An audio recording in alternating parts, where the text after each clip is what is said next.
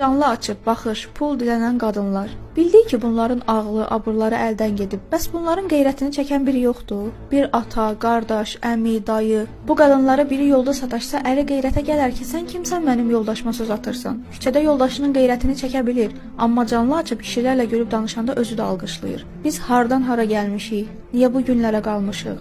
Hardadır keçmişdə olan qeyrətli kişilər, əxlaqlı xanımlar? Bunlara da bildik ki, yollarını azıb.